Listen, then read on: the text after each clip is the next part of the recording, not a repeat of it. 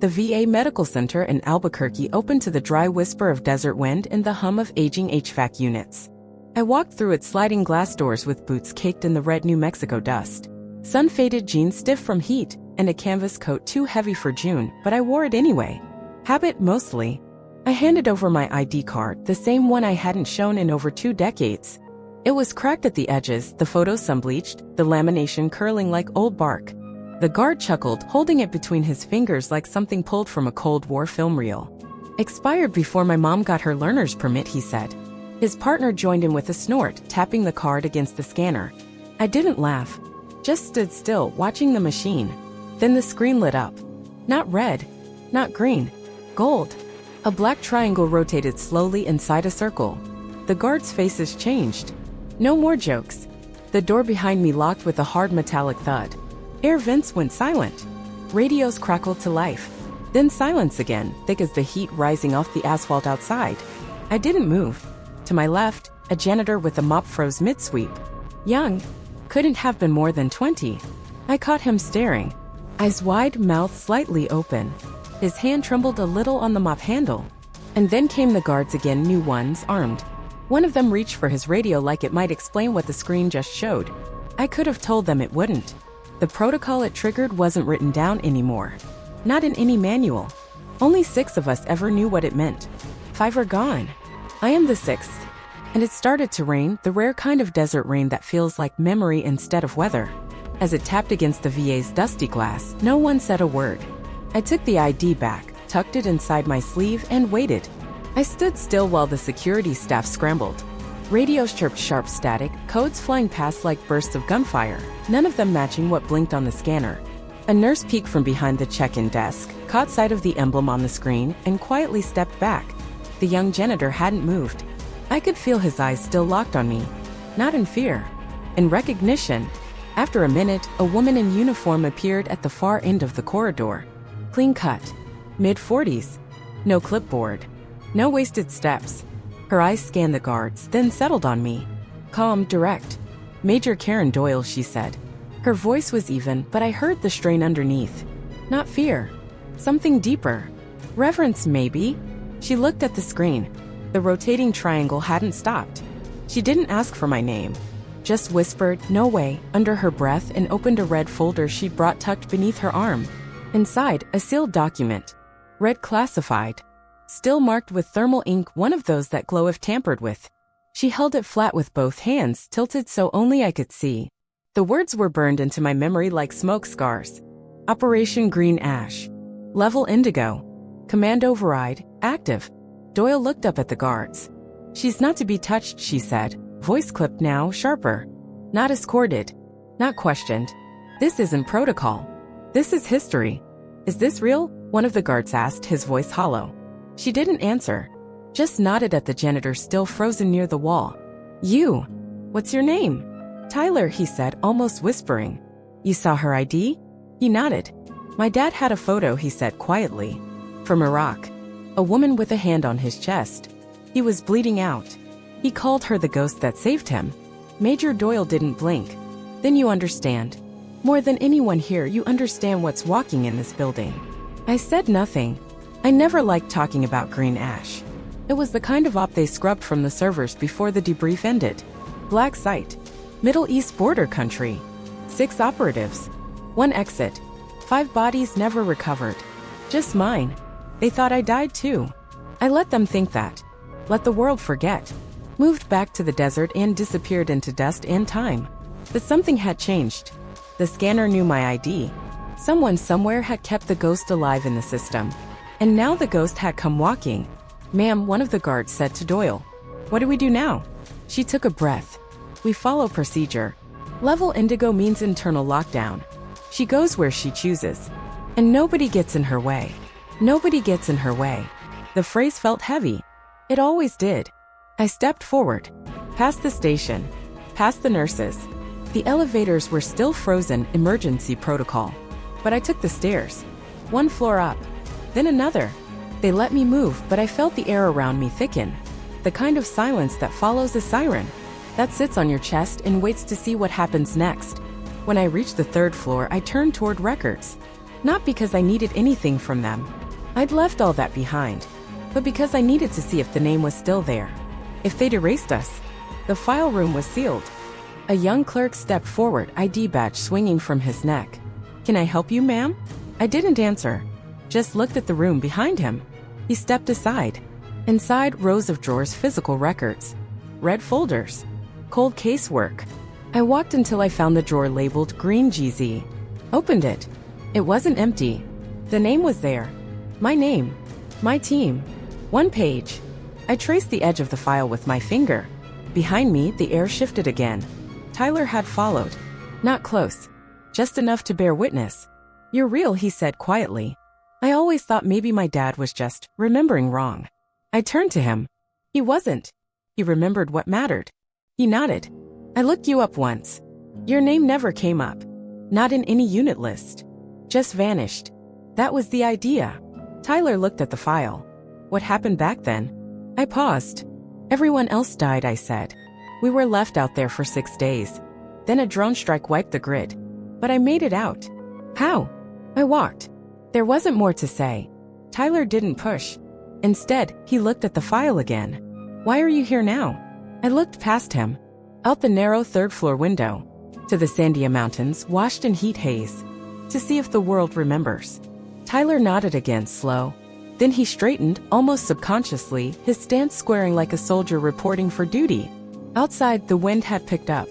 I could hear it pushing against the building, the glass vibrating just slightly. And then Major Doyle stepped into the room. "We need to move you to admin," she said. "Command just pinged the system. Whatever you just triggered, it's bigger than the VA." I didn't move. Just looked at her. "Is it still active?" She didn't have to ask what it was. "Yes." I exhaled. Just once. Then turned and closed the file drawer. If the past was awake, I'd face it. But not as a ghost. As a survivor. They led me down the hall in silence. No cuffs. No escort formations. Just presence. Doyle walking a step behind me. Tyler a few feet back, eyes lowered but alert. The same guards who mocked my ID earlier now stood at attention as I passed. Not because of orders. Because they understood, finally, that something was different. The third floor gave way to a secure corridor. I hadn't been through these doors since '97. They used to call this wing Quiet Blue. Decommissioned now mostly. Used for storage or temporary files. But once it was where they kept their deepest ghosts. The retinal scanner chirped as Doyle keyed me in. A soft hiss, then the heavy door swung open. Inside, stillness. Bare walls, a long central table. No windows. One single red phone, mounted in the far corner like something out of a Cold War command center. I knew that phone. I'd used it once long ago when the op went sideways and we needed an exfil no one would authorize. Now it was blinking. "Level Indigo means 2 things," Doyle said, her voice low. "System-wide lockdown and 1 callback." "To command?" I asked. "To whatever's left of it." I sat slowly at the table. The canvas of my coat brushed the edge of the steel. Dust lifted, swirled in the overhead fluorescence. The air smelled like paper and old power. Tyler stood by the door, not saying a word. He didn't need to. Doyle lifted the receiver. Didn't speak. Just listened. Then she handed it to me. The line was silent for 5 seconds. Then a man's voice came through, calm, clipped, unmistakably East Coast. June Wallace. I hadn't heard that name spoken aloud in 22 years. "Still breathing," I said. A quiet pause. "We didn't think the protocol would ever fire. You shouldn't have left it live." Another silence. "Then, what do you need?" "I don't need anything," I said. "I came to return it." "Return what?" "Memory." The voice hesitated. "We've got a situation in Europe. Signals intercepts showing chatter tied to green ash." Name dropped was Wallace. Thought it was a decoy. It wasn't. "And you're confirming you're alive." "I'm confirming I'm here." "That's not the same thing." He exhaled. Long, heavy. I imagined a man in a cold room surrounded by screens, wondering whether the ghost they erased from records had just walked back into the light. "You walked away for a reason." "I stayed away for one too." A beat passed. "We have people who'd like to speak with you." "I'm sure you do." Another pause. "Will you come in?" "No," I said. "But I'll give you what you left buried." I took a breath. And told him the coordinates. Not in numbers, but in memory. The ones I never wrote down. The ones that lived in my bones. A place where green ash ended not with explosions or rescue, but with silence. Where 5 bodies had lain unclaimed, unnamed, unspoken. Where we were told to let the past rot. I never did. You'll find them in the second cave ridge, 2 clicks north of the kill zone, I said. You're sure? I was there. I carried 2 of them in myself. The voice changed. No longer command. Just a man whispering, Jesus. Do with that what you will, I said. But leave my name out of it. I can't promise that. Then we're done here. I handed the phone back to Doyle. She stared at me for a long time. You walked back into this, she said. Why? Because forgetting them didn't make it right. And I'm tired of being the last one who remembers. She didn't answer. Didn't have to. Outside, the wind picked up again. The walls of the quiet blue wing hummed with age.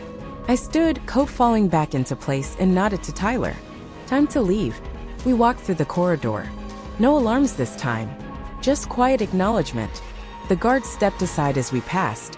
The lobby was nearly empty now. Most of the staff had been redirected or frozen in temporary lockdown procedures. A few watched me with curiosity. None stepped forward. I reached the exit. The glass doors unsealed with a pneumatic hiss. Desert sunlight poured in, washing over me like something forgotten. My truck sat where I left it. A 1984 GMC, rust at the wheel wells, paint bleached by years of dust and sun. Still ran. Still carried the silence I lived in. But before I stepped out, I turned. Tyler stood just inside the door. No words. No salute. But the look on his face, still composed, a quiet kind of reverence, was enough. I nodded once. He returned it. A hand on his chest over the place where his father's dog tag once rested. I walked into the sun. The heat hit hard, but I welcomed it. Like the past catching up. And somewhere behind me, in a red folder locked in a silent room, the world had remembered the 6 names it tried to forget. Mine among them. The road out of the VA snaked through the east side of Albuquerque, quiet that time of day. Strip malls half empty, faded stucco walls, the kind of neighborhoods that never quite left the 1980s behind. My tires hummed over warm asphalt. Windows down. No music. Just wind and engine. I wasn't going far. Just home. 2 miles outside the city limits, tucked between a dry arroyo and a service road no GPS bothered to map, my house sat like a forgotten outpost. Adobe single-story. Flat roof patched in places with old corrugated metal.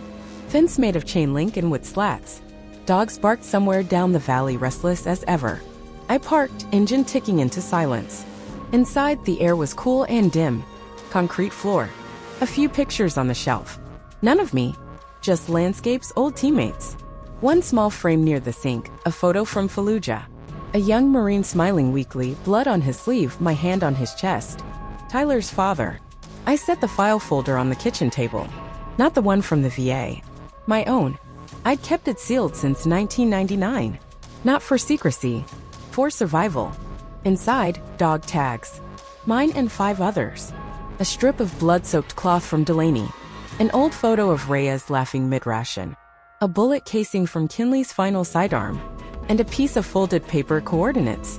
Handwritten in my own ink, dark and sharp even after all these years. I lit the stove. Coffee started to percolate. Then the knock came. Not sharp. Not frantic. Just deliberate. I opened the door to find a man in uniform. Dress blues. Crisp. Mid-50s. Face line from time in sun. Silver oak leaves at the collar. Captain Wallace, he said. Not a question. Not anymore. He nodded. Major Bryant. Pentagon. I didn't invite him in. Just stepped aside. He understood. He looked at the file on the table. You confirmed recovery? They have it. Or they will. I gave them what they needed. You sure about that? I looked him in the eye. They buried it for 2 decades. I carried it alone. Now it's theirs. He exhaled. His posture softened. They'll ask for more. They always do. You won't give it? I gave enough. He nodded slowly. There's talk, he said, voice low, of restoring the names. Making it public. Green ash. No. He blinked. Excuse me. I stepped forward. You want to dig up bodies, do it. Want to put stars on a wall, fine. But no press. No names. You do that, you lose what mattered. Which is? The silence. The weight. The cost. Those boys didn't die for a medal. They died because someone sent them into the dark and they walked in anyway. Bryant was quiet for a long time. Then, they'll offer you something. I'll decline. Commendation. Formal reinstatement. Possibly retroactive honors. I shook my head. They'll say you earned it. I didn't survive to be remembered. I survived because someone had to. That's different. Bryant looked at the photo by the sink. You saved Tyler Mendez's father. Didn't know it at the time. Just one more Marine on the ground. Same as all the others. He said his father kept that photo in the garage. Wouldn't talk about it. Just kept it clean. I remember I said quietly. He bled all over my sleeve. Kept apologizing. Like pain was a burden he owed me something for. Bryant smiled faintly. That sounds about right. Then his tone changed. There's more coming, June. I looked at him. What kind of more? Names being activated. Old ops ref lagged. New files surfacing. Someone's peeling back the blackout. Why? We don't know. But your activation triggered more than just protocol. It woke up interest. And they'll come looking? Maybe not today. But yes, they'll come. I folded the file shut. Then let them find dust. And bones. You really mean to stay buried? I looked out the window. The desert stretched wide and flat. Open sky. No markers. No noise. Everything worth saying, I said, has already been said. He stood slowly. At the door he turned. If they ever ask why you never came back, what should I tell them? I stared at the floor. Tell them the war didn't end for me. I just stopped showing up. After Bryant left, the silence returned. I sat in the kitchen as dusk crept in. Shadows pooled under the cabinets, stretched across the floor like something long asleep beginning to stir. The coffee had gone cold, untouched. Outside, wind moved through the cottonwoods, whispering things I didn't care to translate. The file stayed on the table. Unopened now. Done with. But I couldn't shake the sense that something was shifting. A hinge turning somewhere out of sight. And I knew enough about war to recognize what came next. Memory doesn't rust. It waits. And tonight it had teeth. I walked the back property line after sunset. Just a habit. The air smelled of creosote and dust. My boots found the same prints I'd left the day before. No surprises. That's what comfort looks like. Out here, no surprises. But when I came back, the truck was gone. Not stolen. Moved. Parked at the edge of the dirt road, perfectly straight, hazard lights blinking slow. Someone was in the cab. I approached with my hand low, instinct pulsing like blood in the wrist. Then I saw the figure. Young. Lean. Coveralls with a janitor's patch still pinned to the front. Tyler Mendez. He stepped out before I said anything. I know you didn't want company, he said, voice tight. But I had to see you. One more time. I didn't answer. He rubbed the back of his neck. They offered me a desk job, he said. After today. Said I showed initiative during the lockdown. I nodded once. You taking it? No, he said. I signed up for the guard. That made me pause. Why? Because you looked at that scanner and didn't flinch. That's not a reason. No, he said. But it was enough. I leaned against the truck bed. The stars were out now, faint and grainy above the last light of Albuquerque. The wind dropped. The stillness came back. I've been reading, Tyler said. About green ash. About what little there is. There shouldn't be anything, I said. I know. That's the thing. The more they tried to erase, the more it mattered. Memory's a weapon, I said quietly. If it cuts the wrong way, people bleed again. He nodded, but his eyes didn't leave mine. Do you think they'll ever make it right? I didn't answer. Not for a while. Then, there is no making it right. There's only not forgetting. That's the best anyone can do. Tyler looked down at his boots. What about justice? I thought of the ones we left behind. The faces I only see in dreams. Justice is a ceremony we perform for the living. The dead want something quieter. He didn't understand, not fully. But he didn't argue. Instead, he reached into his pocket and held something out. A photo. Laminated. Cracked at the corners. His father kneeling in sand, arms slung around a combat medic. Me. 25 years younger. My dad's got cancer, Tyler said.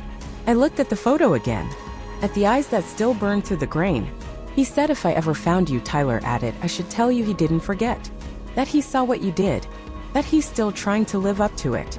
I handed the photo back. He already did. Tyler looked at me for a long time. Not expecting anything. Just holding the moment between us like something sacred. Then he stepped back. I'll be stationed at Sandia Base, he said. Just in case. He turned to go. Tyler. He stopped. When you're in the field, I said, don't wait for the right orders. Listen to the quiet ones. The ones no one gives. That's where the real mission is. He nodded once, firm. Then got in the truck, started it, and left. I stood in the silence that followed, arms folded, wind at my back. The stars looked different now. Not brighter. Just clearer. That night I didn't sleep. Didn't need to. Some nights don't ask for rest. Some nights ask for memory. The next morning brought no calls. No knocks. Just heat. Thick and slow, pressing down on the land like an unspoken warning. I drank my coffee standing by the screen door, watching light crawl over the hills. The quiet was still intact, but it didn't feel safe anymore. That's how you know something is coming. The silence stiffens like skin before a storm. I spent the morning sorting the old ammo boxes in the shed. Not because I expected to need them, but because habit is how you hold the past without breaking. Each one had a label, yellowed and curling. Reyes Kinley Sorensen. I opened none of them, just traced the lettering with one thumb. By noon a new truck arrived. Government plates. No markings. I didn't go out to meet it. Two men stepped out. Not suits, military cut, but not active service. Contractors probably. One of them had that air of not having spoken to anyone in a long time. The other looked straight at me through the screen. Captain Wallace? I didn't answer. Central Command requests a debrief, the first one said. I already gave them what matters. There are discrepancies. Not mine. They stepped forward as if the distance would make their case stronger. I didn't move. Ma'am refusal to comply. I opened the door slowly. There's no mission, I said. Only memory. If you came here to rewrite it, turn around. The second man, younger, glanced around. This is a secure matter. Not anymore, I said. You let the ghosts walk. Now you deal with the echoes. They didn't speak for a while. Then the older one held up a black envelope. This was passed through 3 commands, he said. They said if you wouldn't come in, at least read it. I took it. Didn't open it. They left. I waited until the truck vanished behind a heat shimmer before sitting down on the porch and opening the flap. Inside, a photograph. Aerial. Grainy. Infrared overlay. 6 heat signatures. 5 flatlined. 1 still blinking. My breath caught. Not a recent photo. This was from '01. The last confirmed image of us alive. They'd had it all along. Below it a note. Typewritten. Subject Wallace confirmed. Green ash echo located. Extraction protocol incomplete. Awaiting resolution. That was all. No apology. No context. Just a line of text that hung in the air like unfinished gunfire. I burned the envelope in a tin pail out back. Watched it curl black and vanish. Later I drove into town. Mike's Auto. Dry cleaners. The grocery store. Places I hadn't visited in years. Not because I needed anything. Because I needed them to see me. Still breathing. Still here. At the post office, the clerk blinked when I gave my name. Ma'am, he said. You've got a letter. He handed me a small envelope. No return address. Just my name block print. Inside a folded sheet. You walked me out. You walked me back. I never said thank you. I'm saying it now. Mendez. No first name. No rank. Just the name. And that was enough. I drove out to the old overlook just past Isleta. Wind up there always carried a different weight. It moved like it remembered. I stood by the guardrail, dust collecting at my boots. Behind me a car pulled up. I didn't turn. A woman's voice steady. You're Wallace. I was. I'm Karen Doyle. We met at the VA. I nodded. She stepped beside me. I asked for transfer. Why? Because ghosts shouldn't be left to clean up their own story. We stood in silence. She pulled out a small box. Government issue. I know you don't want this, she said, but I'm giving it to you anyway. She opened it. Inside a star. Not for valor. For sacrifice. Posthumous, she said. Backdated. Signed off by Central Command yesterday. Officially, you died in 2001. I looked at the medal. That true? I asked. She shrugged. If it helps. I didn't take the box. Just nodded. I'll leave it here, she said, placing it gently on the guardrail. Before she left, she turned. There's going to be an audit. Green ash. Congressional. They'll ask questions. Some don't want answers. I won't give them. That's why I transferred, she said quietly, to make sure the ones that matter stay buried where they belong. Then she walked back to her car and drove away. I stood alone again. Just me, a box I didn't ask for, and the sound of wind over sandstone. I didn't touch the metal, just watched the horizon. Some ghosts don't want justice. They want silence to mean something, and I was here to make sure it did. Evening fell slow. The kind of slow that only the desert knows, where every shadow stretches like memory, and every whisper of wind feels like something brushing past from long ago. I left the metal on the guardrail, let it sit under the stars, just another shape against the dark. Back home, I turned off all the lights. Sat at the edge of the bed, boots still on, coat folded over the chair.